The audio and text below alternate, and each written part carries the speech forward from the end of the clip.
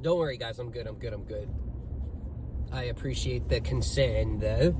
What up, guys? It's Brian here. I hope everyone's having a good start of the week. This is a continuation of the little mini series for starting your own business in the trades. This applies to all of the trades, and I mean, honestly, if you follow what I recommend, you know, as long as you've got the core principles down, you know, you're good with people. You've got to be able to talk to people, and you've got to be, you know, customer service oriented, and you've got to, like, you know, deep down always kind of want to help people. As long as you do the, you know, what I kind of recommend in the sense of building a Google business page even before you have your own business license with the state you live in, you know, you have to set yourself up for success. Like, no ifs, ands, or buts. If you don't do that and you just think, like, it was so crazy. Listen to this little story. So it's like my first year, like, officially, you know, doing my own thing. I wasn't prepared for the slow season for a brand new generator business. I don't have the contracts built up enough to keep me busy from December, January, February, March, give or take. I wasn't prepared. I didn't have enough work. Thankfully, I ended up getting high. Someone talked to me that saying their son did this online, what is it called?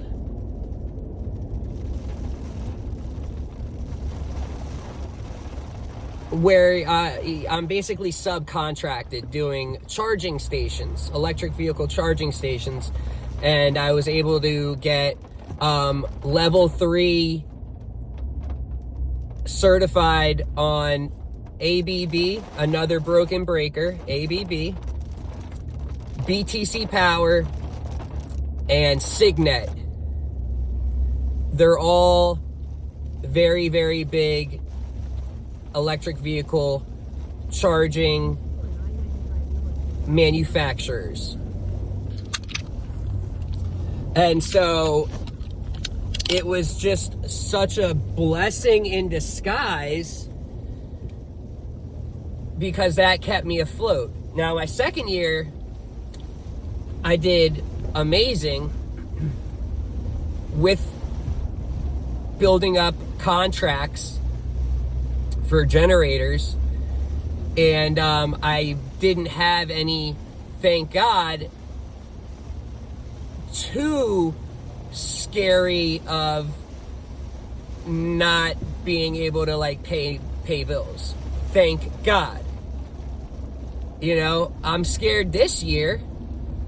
For some reason, hurricane season wasn't as busy as last year. So, you know, that's one thing that comes with having your own business, especially when you're in the stage of being brand new. You know, this is going to be my third year in business. First year, I didn't even have a full year in business. So I literally, it was 6 months. Then I had a full year in business, which I'm counting as my second year. And now this is the third year. And this year wasn't as busy as last year during hurricane season.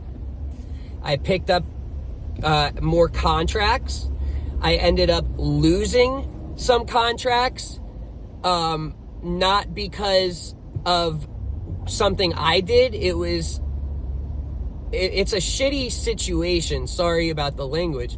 Basically, well, what had happened was, the person that hired me, I did a job for them and saved the company like $6,000. Some company quoted them a really ridiculous, unfair, overpriced quote. I said, no, let me come in there, do it for this. They passed their inspection. Everything was good. And so they're like, we want you to take care of this location. Everything's all fine and dandy. I'm taking care of it. No complaints. Everything is great. They're like, hey, we've got a location down south, and the company that we're using is not, they say that the closest time they can get, since it's not an emergency, we would have to wait like 2 weeks. I was like, hey, I can come down there, literally the same day. I'll be there. Go do what they needed. I had to just verify, what was I supposed to do? It was something about an inspection, just to make sure that, they had a list of things that they needed corrected for their yearly, fire and generator, whatever inspection. Since it was a surgery center, it's a critical, it's labeled as a critical life safety business. So they're very stringent on their inspections and their documentation on what needs to be done every month. I was going there every single month doing a load test with the building / inspection, yearly load banks, all of that. So anyways, I go to the second location, get them all set up. They pass inspection. They're like, hey, we want you to take care of this location too. I'm like, okay, cool. That's 2 now. 2 surgery centers, $9,000 a pop for the year. Everything's all good. They're like, hey, we got another location. We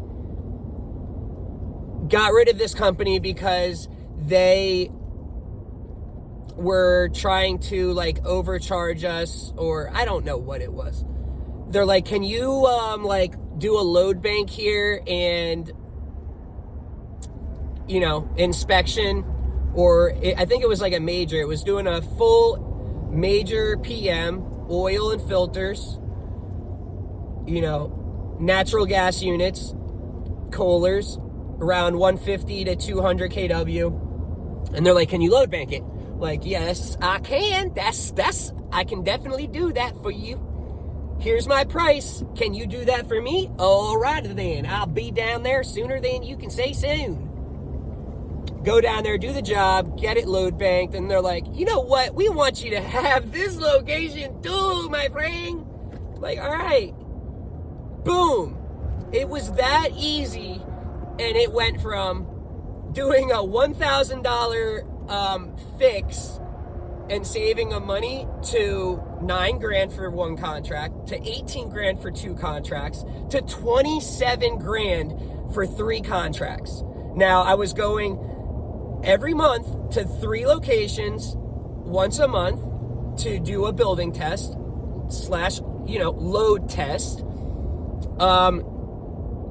I was doing once a month inspection, which was tied into the load test, the building load test. I had to do I think I did a 4-hour load bank, and I think I only needed to do 2. It doesn't matter. The 4-hour load bank, the oil and filter annual maintenance, and a battery was all thrown in to that $9,000 quote. So, now, like I said earlier in my video, I specifically built my business to be remote. There is no reason to be renting an office in today's day and age. And like I said, half the businesses here, like, okay, you've got your like local businesses, you know, but there's a lot of remote techs that work for companies that are in California, you know, down in Florida, there's a bunch. Power Plus is located in Cali. Pioneer Critical Power is headquartered in Minnesota.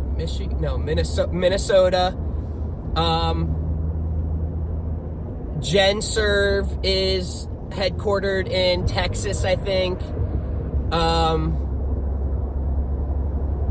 We've got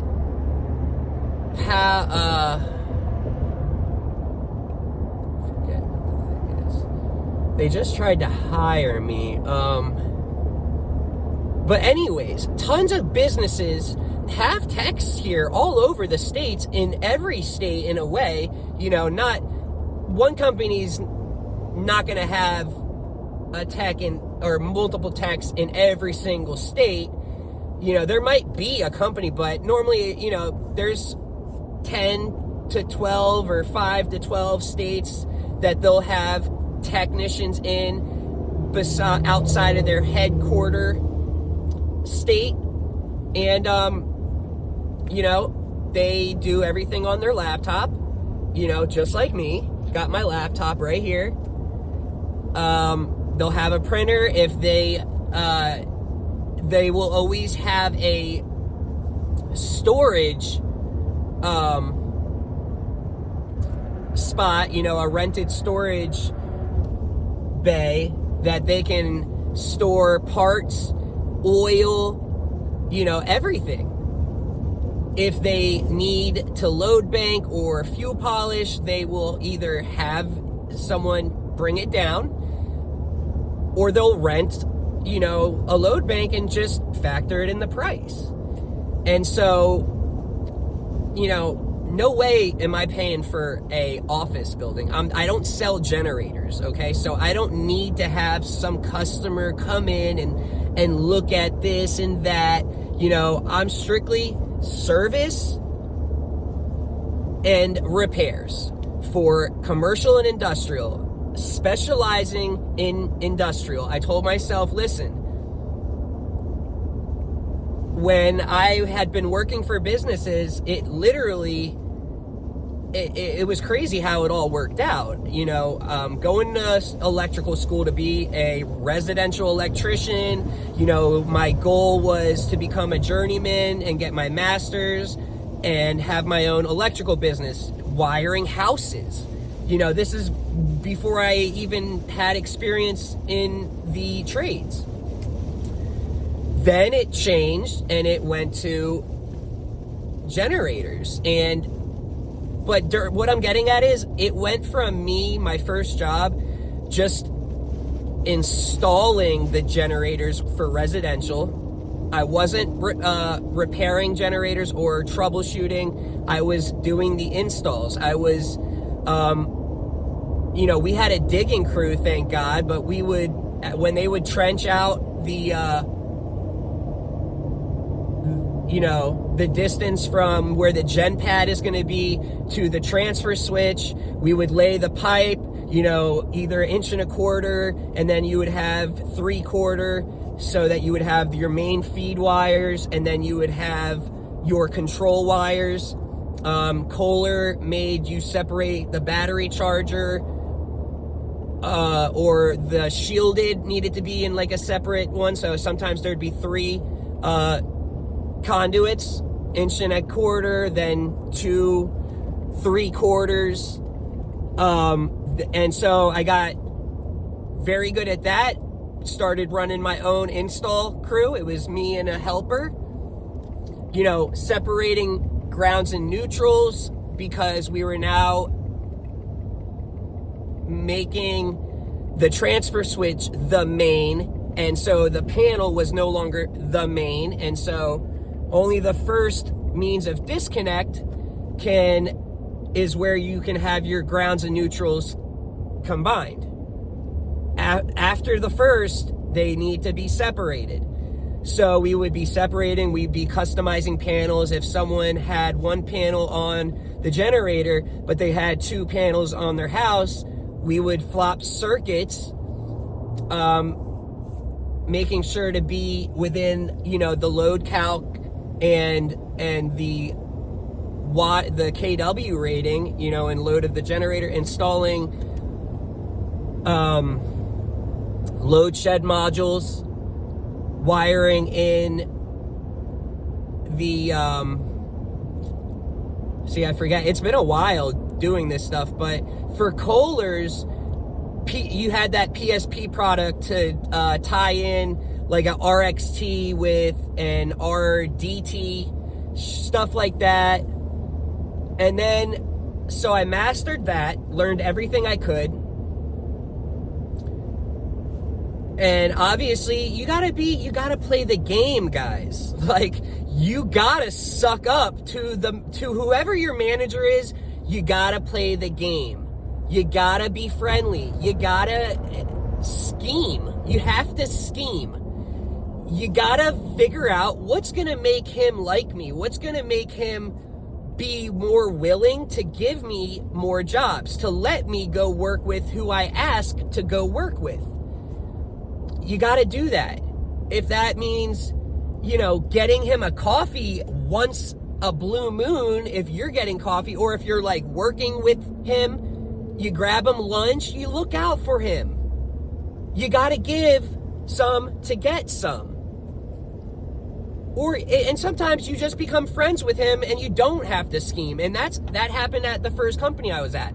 My boy Robert was the manager, and he was mad cool. We chilled, you know, and went fishing, and I didn't have to scheme. We were just like, you know, cool right off the bat.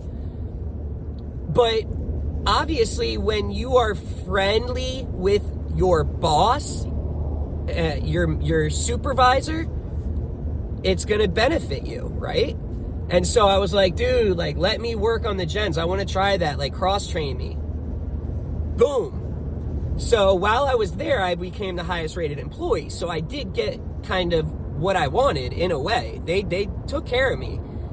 And even though I was literally a noob,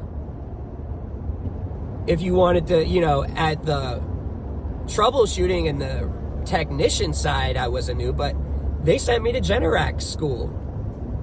Got air-cooled certified. You know, started following one of their technicians and learning how they did their day-to-day stuff as a technician. PMs, inspections, oil changes, troubleshooting, using the meter. You know, meanwhile, this is just residential, really. And, you know, that whole gig was all fine and dandy until shit just kind of started going downhill in the company as a whole. And, you know, they're hiring people. I've already said this in other videos. They're hiring people at 20 an hour, and they do assessments, and they're like, you know, I can do all of the assessments that they're testing them on, and I'm only making 14 or 16.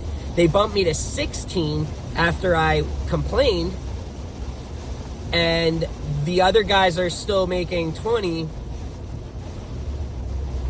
and they don't know as much. And like, the only thing they could say was like, they're more experienced electrically. And I'm like, yeah, maybe in like wiring houses, which we don't do. So don't give me that bullshit, you know? So, yeah, long video. I left and I said, you know what? I want to go bigger and better. Come on, guys. It just makes sense. The bigger the generator, you know, the more dangerous it is, the more money you can make. So I'm like, I'm going commercial, you know, and bada bing, bada boom, ultimately got hired at 20 an hour. I went from 16 to 20. Then, so I'm doing commercial at Pioneer Critical Power. They send me to go to Taylor Power School, Taylor Power Systems in Mississippi. Jackson, Mississippi. My first week getting hired, they had my ass out there. It was pretty impressive. Like, no bullshit. Before I even, like, it wasn't even the first week. It was like within like the first week, they sent me for a week out to training. Got to meet some really cool people out there from the other branches for Taylor. A good buddy of mine now, Dan, he's a hell of a fucking technician. Like, he's top like 2% percentile. He's doing the data centers and new controller upgrades, customizing. Very, very, very, very smart dude. Like I said, he's in like the top 3% of all technicians in the States. Super smart guy. Dude's making 50 an hour right now. Freaking beast mode. Anyhow, you know, I'm noob as hell at this still, though. I bullshitted. Well, not really. I mean, they asked me and they tested me. They gave me a test. You know, it benefits knowing the theory of the electrical, though. I remember, though, they brought me into the office. I'm talking to the manager. He brings me out into the warehouse, shows me. At the time, I didn't know what controller it was. It was a deep sea. And so, you know, it's not an on-off style thing. It's a red 0, then it has the handprint for manual, then it has the green for start. I didn't know how to start the damn thing. You know? Oh man, that was so funny. But they bring me on, 20 an hour, and my electrical came in handy. They had me travel for 4 months, and I brought my dog with me. They didn't know. I stayed at La Quinta's. I got to get all of the hotel points.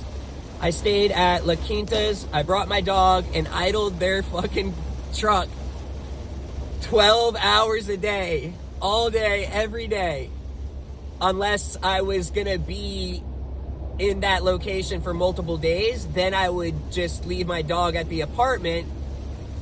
And so these were the good old days, man. Didn't have any GPS on me. So I was installing monitoring systems for Home Depots. You know, they've got a 250 kW diesel, and they want monitoring systems to track the start and stop. You could do a remote start. You could check battery voltage, check alarms, check your fuel level. I was installing these fuel sensors that were laser. I forget the company. I've got the dongle that I needed to program them, but that was difficult because what I had to do was use existing pipe and re-pull wire, basically. And none of the other guys wanted to do that, right? And so, boom. I got 8 hours a day to do a job. If I needed more, I would tell them. And I got it mastered, and it all changed, you know. They're all similar layouts, but they are different. But I got it mastered to where, like, the longest that it would take me would be like 4 hours, no lie. Like, a regular typical install would only be like 2 hours after I had done 5 of them. I think I did a total of 45 of them. And I mastered that shit and started just banging them out. But I didn't bang them out. I was smart about it. Okay, y'all are paying me $8 an hour. Y'all are making basically like 24 hours worth of hourly rate you know? So, okay, I'm not going to only get 2 hours. Nah, I'm going to get 8. I'm traveling, I'm away from home, I'm getting 8. Okay. I'd be banging them out in 2. Sometimes it would take 4. All right? Like, it was awesome. So here I am traveling for 4 months with my dog, and I gotta say, me and my dog, that 4 months just got us. I mean, obviously, anyone with their own pet, you know how close you are. You're very close with your pet, and you're their master. They love you. You are the, one person that they are waiting for. But that 4-month traveling with my dog just brought it to like a whole nother level. My dog, I mean, you should see some of the videos on my YouTube. He is so loyal to me. He won't eat a treat until I come home from work and I'm like, go ahead. He'll go and eat it. If I give him a treat, he'll sit it down and wait for me to be like, go ahead.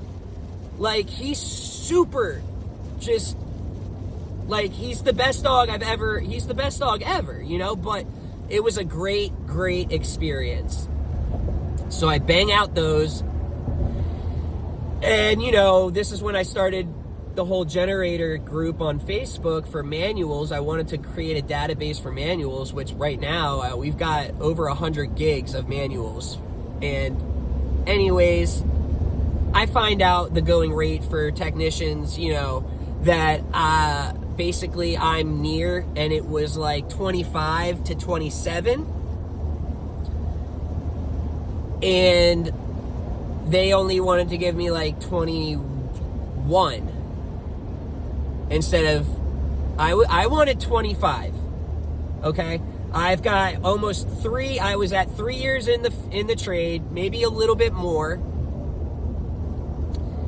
And I knew what others were making in the States.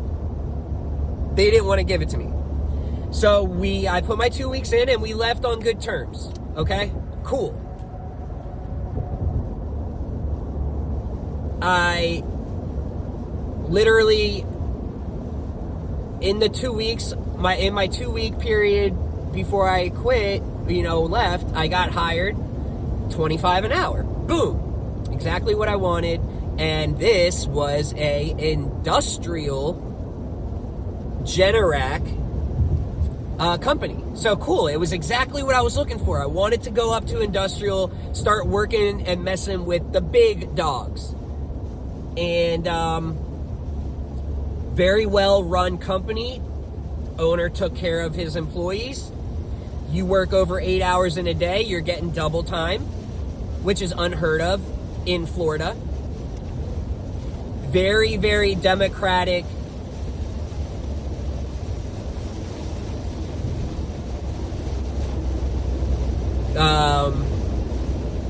What is it? Corporate, in a way. He was the only issue I had, and it caused me to literally tell him to go fuck himself, was, so I first start, and this guy is kind of like, oh, he's got his, 10-year, 20-year technicians that have been with him for 20 years. And so if you're not one of them, then you get picked on, you get called a little bitch, you're nothing, right? Until you give him some years in, you put years in, he's gonna belittle you and fuck with you. So here I am, I'm taking it, it's all good. But once I showed him what I would bring to the company in hard work, in just really being loyal, I wasn't going to wait 10 years and deal with him calling me a bitch or, don't be, hurry up, run. Like, just like, it was a shitty situation because he fucking did care about me, and he does care about his employees, but the way that he had to kind of like be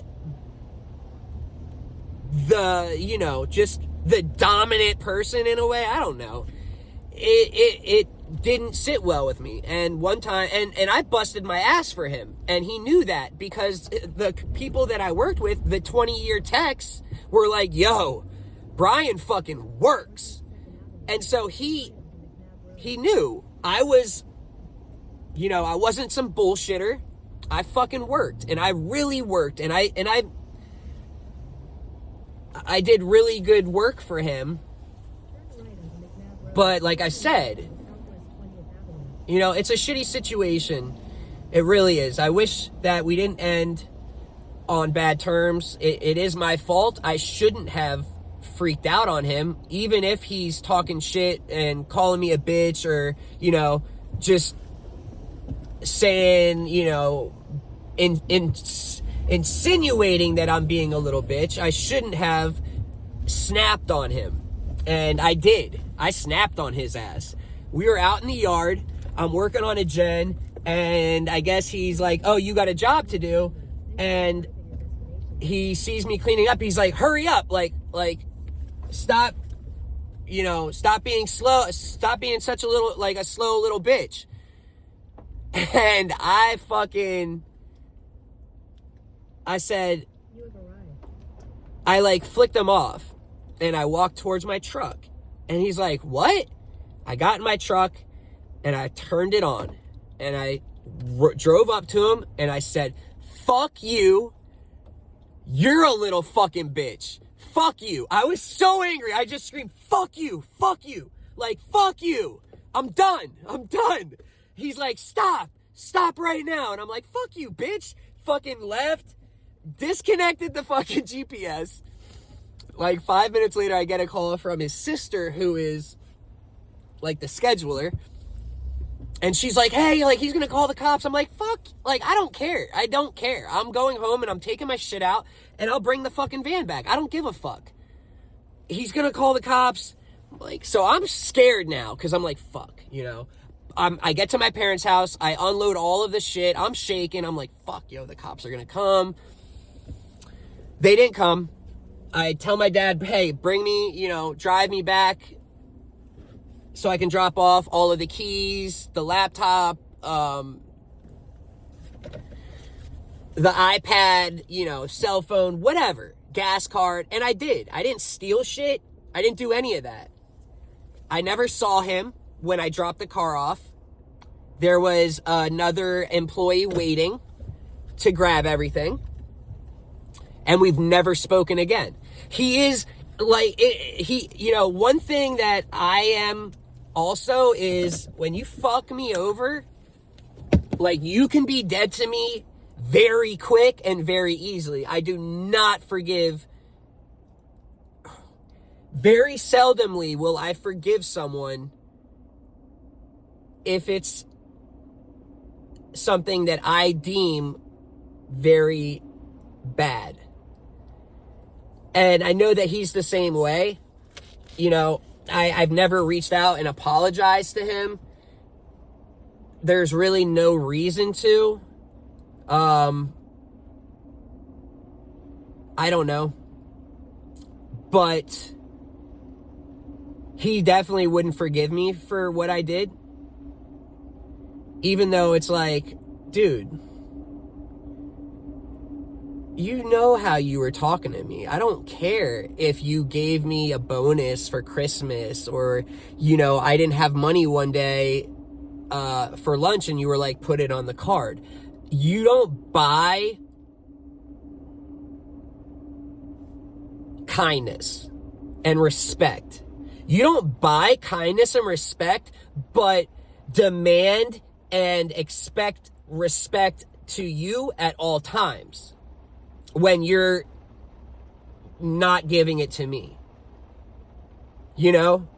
So it was kind of like that. It was like the dad that was never home but gave you money and acted like that was all, that it was fine and dandy. The dude, really freaking smart guy. He ran his business very, very boom, boom, boom. And maybe the way he is is a reason why it's so successful. I mean, they're number one down here. And they've got literally every hospital contract. They've got just, he's a beast at what he does, that's for sure. I'll never lie and tell anyone anything. He is a very good businessman.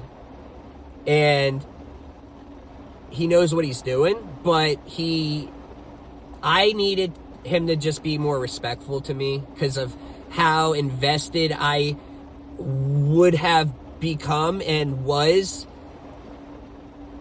to him. I thought that he knew that and was going to treat me a little bit more respectfully. I thought he would have treated me just a tad bit more like he treated his old timers, because of just me doing everything and anything. And anytime he called, it was me. I would always do, I did everything that he needed. And that could have been me, like, just expecting it. But I wasn't about the whole toxic work environment, even though he would do anything that you asked. I was dealing with family issues. He was there. He would do anything that I needed, but, like I said, it sucks. Anyways, 25 an hour there, leave on bad terms, burned that bridge. And, I'm like, fuck, like, I don't have a job right now. It's not like I was out of work for long at all. I wasn't even out of work for like a week. It just felt like it was long until you find that job, right? It's like a week and boom, I get called by a recruiter. And he's like, hey, I saw your resume online. And I'm like, yeah, let me update that just a tad bit real quick. And he's like, oh shit, okay. Well, Tradewinds is hiring down in Miami. And I'm like, all right, well, he's like, I can get you 32 an hour. I was making 25. You know what? Fuck it. Yeah, let me get that, actually. Matter of fact, I'll take it. 32. So I went from 25 to 32. $7 raise is life-changing in a way. Let me just see here real quick. So,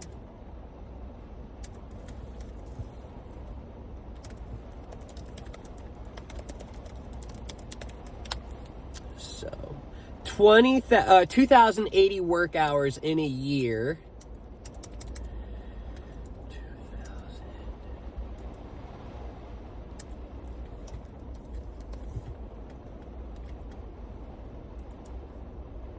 So it's an extra 14 grand, and that adds up. So cool, get hired. Now where I was working, that I burned that bridge, it was only 5 minutes from my house, literally the same city. And then it went to going to Miami, an hour drive now. I didn't have to go every morning or, to drop off the van or any of that. It was always take the vehicle home. But it was an hour drive if I had to go to the shop. Not a big deal, whatever. And that company, Tradewinds, was just the most pathetic, unorganized, horrible business. The way that they ran business for the service side, it was like they weren't even running business. It had been in Miami, their service section had like failed somehow, and then they tried to like rebuild it, and then then they failed, and then they tried to rebuild it. They had a service manager. They didn't have a service supervisor that it just wasn't good. They didn't have people trying to find work, so they only had contracts that they have originally had. We did have AT&T, which kept us kind of busy, but they didn't have enough people to make all of the moving parts work correctly. They didn't have someone trying to find contracts. They didn't have someone that brought in a ton of contracts. And their whole business hasn't, this is their issue. 100% their issue was they are stuck in the 90s. They only have people that have been with the company for 30 years that are in their 50s, 60s. They don't know technology. They don't know about advertisement. They don't know about reviews. They don't know about any of the internet stuff really good. And so they are choking themselves. They do have a manufacturing department that they make Tradewinds branded generators. So that was keeping them afloat barely.